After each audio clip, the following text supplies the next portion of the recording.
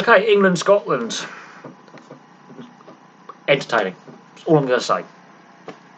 Now, I'm critical a lot of Finn Russell at times when you need game management and structure. This game lacked game management and structure, so ironically it plays into Finn Russell's hands. Marcus Smith is just a younger version of Finn Russell in an England jersey. And both fly halves, in an attacking sense, thumbs up.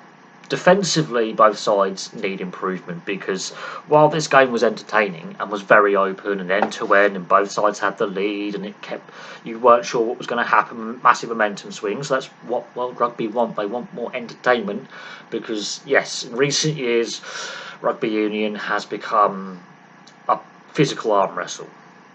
Bigger is better, bulk up, massive, and what I like about rugby union sometimes over rugby league is sometimes when you have like a French team of the 90s who play with flair, and it is just speed of ruck, speed of passing, fast-paced moves.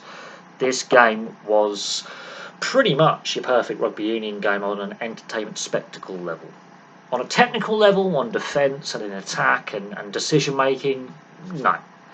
Entertainment, 10 out of 10. Now, the two fly halves add to that, and what both coaches want to play, which is broken attacking rugby, which is fantastic. None of this overly structured, kick every 30, every 5 phases. None of that. There was some kicking tennis, yes. You do get occasionally in a game like this, you will get that kicking for territory and possession and stuff like that, tactical kicking. That's fine. But there was a lot of ball in hand and a lot of running rugby today, which was fantastic. Now, it's the execution that I think is lacking a little bit. Defensively, you can shut down running play if you structure right, if you number up right. Both sides defensively are not good enough. It's fact. Both sides defensively are not good enough. Attacking-wise, they're brilliant, but defensively and game management, not good enough. Because you can play this entertaining, free-flowing, attacking rugby. You've got to be able to back it up with defence and structure at times. Both sides are lacking a bit of that. Maybe that's by design, I don't know. But I'll say this. The tries scored today by both sides were absolutely fantastic. Max Malins has scored 2 fantastic tries. The first try is just Marcus Smith, that crossfield kick. It could have gone through the hands as a secondary option, and it would still win a try. But the crossfield kick is just pinpoint, and Max Malins has had a brilliant game on England's wing. Hugh Jones, his record against England is 5-5, and his try against Finn Russell. I do regularly criticise Finn Russell at times, but when Finn Russell is on, he's on, and that's when these 50-50 plays come off. Brilliant pass. Brilliant pass. Van der Merwe, it's hard. Malins, Van der Merwe, who had the better performance. I'm going to give it to Van der Merwe on the Scotland wing with his 2 tries. Obviously, his second try was proven crucial. His first try is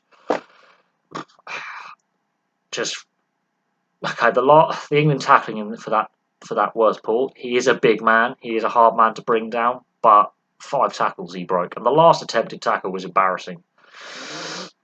At least go for like a waist-high tackle. Try and stop the motion, which is the legs. Trying to flap around his arms and his upper torso. He's just going to bounce you off, which he does. So Hugh Jones on 15 minutes. Malin's first try on 24 minutes. That crossfield kick, fantastic from Marcus Smith. Van der Merwe on 29 minutes, the individual try. Out of those 3 tries, 1 conversion. So goal kicking has also proven crucial. That's those little minor things which you need to get right. So both Finn Russell and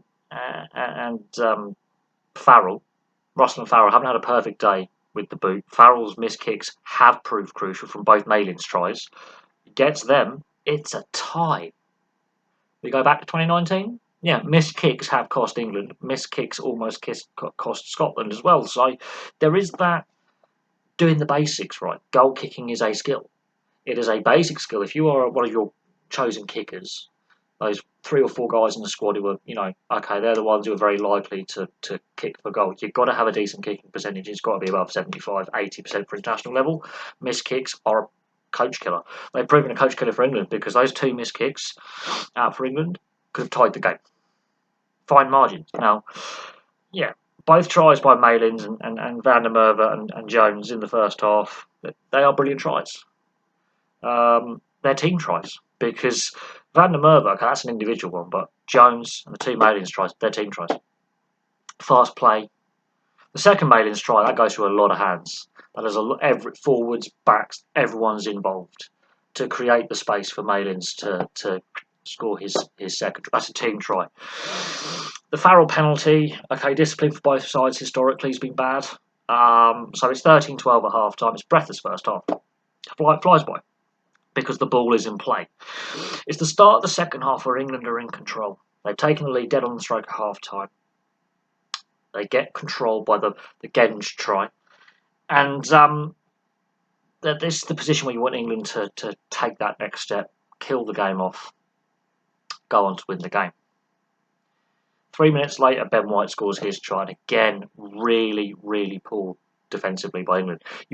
And this is where I have question marks over Kevin Sinfield defence coach, because he didn't have a very good time in a coaching capacity and a director of rugby capacity at the Leeds Rhinos in rugby league. It was actually pretty shocking.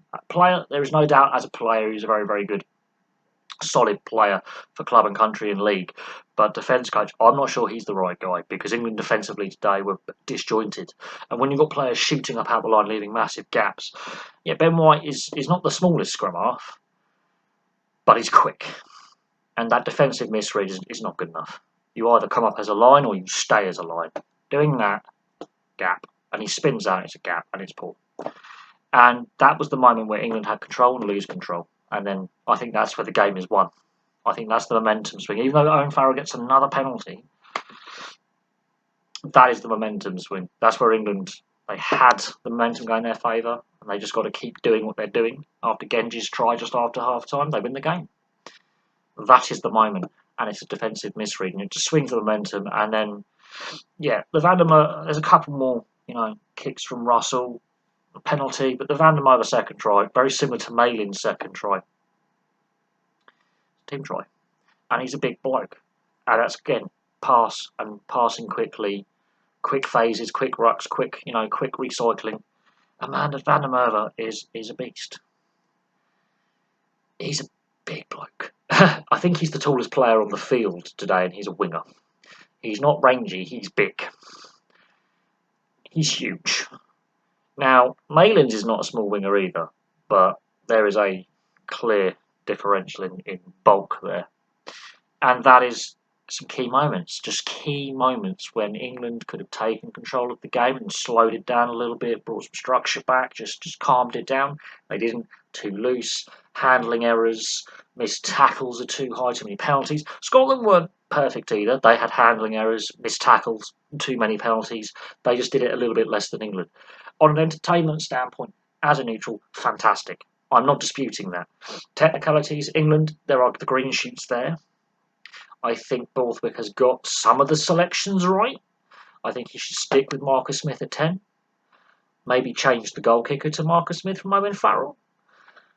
I know it's a transition period for England, and they're not the team they were when they made a World Cup final 4 years ago. And there needs to be a refreshing of the squad. Scotland, they're still playing in attack at least the same way. Again, defensively, while they've won the game and they won it reasonably well, some of the tries they've conceded as well, still not good enough, and that is a constant criticism of this Scotland side. They've now got to back up this win with an improved performance and win their next game. If they can do that, they get rid of this stigma that they're inconsistent, and they get rid of that inconsistency. That is the weakness to their game. Is defence is still not good enough. Improved from what it was when Ria Townsend takes over. And they want to keep playing this fast-paced ball in hand, which is fantastic. But in the next game, the conditions may be completely different, which don't feed into that, and the opposition may be a bit more structured, a bit more focused defensively, better organised defensively, and so the style of play they've just played in this game doesn't suit. You sometimes have to adjust your style of play and be a bit more flexible. I don't think that's in the Scotland DNA, is flexibility and pragmatism, because if they're going to keep going with Russell at fly half, who's unpredictable and pragmatic and will do things that you don't expect, you can't get a structured game. And that's where I think game management, I think these two sides will be entertaining. They're not going to win the Six Nations. I still think with Ireland's performance over Wales and what the French have got to going to show us. I know the Italians will be tough opposition for them, but I don't see the Italians winning right now against this French side. Scotland and England have to be far more improved and better structurally to beat the French and the Irish. Otherwise, they're going to be having a very interesting and fun Six Nations campaign, but a long one. So there you go. Thank you very much for watching. Place your thoughts on the game below, and I'll have some more videos for you very, very soon.